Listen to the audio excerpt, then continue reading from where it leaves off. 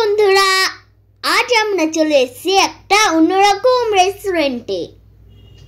রেস্টুরেন্টের নাম ক্যালকাটা নস্টালজিয়া। ঢুকতে গেলেই অনেকগুলো এখানে ডাক বাক্স রাখা আছে। এখানে সত্যজিৎ রায়, ফেলুদা আরো অনেকের নামে ডাক বাক্স রয়েছে। রেস্টুরেন্টটা কলকাতার মুদিয়ালি ক্লাবের একদম কাছে। ভেতরটা কি সুন্দর করে সাজানো, একদম পুরনো দিনের অ্যাটমসফিয়ার। ভেতরে পুরনো দিনের গান আর রবীন্দ্রসঙ্গীত বাজছে। ভেতরের ডেকোরেশনটা জাস্ট অসাধারণ, পুরো নস্টালজিক।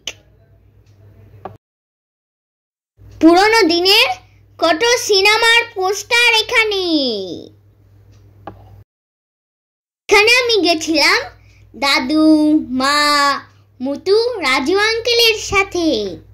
রবি দাদুকে একটু প্রণাম করে নি। এই জায়গাটা কি সুন্দর, পুরনো জমিদার বাড়ির মতো। টেবিল ম্যাটগুলো দেখো, সহজ পাঠ পাতা থেকে। ছোট খোকা বলে অ আ, শেখে নি সে কথা ক আ। এখানের স্পেশালিটি হলো ঠাকুর বাড়ির রান্না আর হারিয়ে যাওয়া রান্না। তোমরা যদি পুরোনো দিনের খাবারের স্বাদ পেতে চাও তবে চলেই আসতে হবে ক্যালকাটা নস্টালজিয়া। প্রথমে আমরা অর্ডার করে নিয়েছিলাম ঝাল পিঠে, তারপরে আমরা অর্ডার দিয়েছিলাম হারিয়ে যাওয়া রান্নার থালি এবং ঠাকুর বাড়ির রান্নার থালি। ঠাকুর বাড়ির থালিতে ছিল ভাত, মনোহারি ডাল, তিল নারকেলের বড়া, বেগুনের কোরমা, চিংড়ি ভাতে, নোনতা মাখন পোলাও, নিরামিষ ডিমের ডালনা, মাছের কোফতা কারি, মুরগির রসগোল্লা, পাঠার বাংলা, তেঁতুল দিয়ে পোস্ত চাটনি, হেমকনা পায়েস।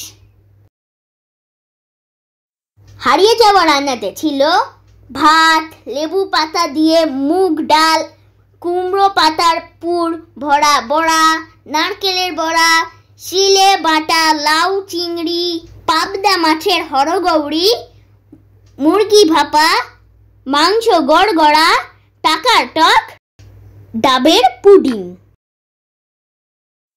এছাড়া নিয়েছিলাম ইলিশ ভাপা আর ক্ষীরের অমলেট। রান্নাগুলো খুব ইয়াম্মি ছিল। যদি এরকম ইয়াম্মি খাবার খেতে চাও তবে চলে আসতে হবে ক্যালকাটা নস্টালজিয়া।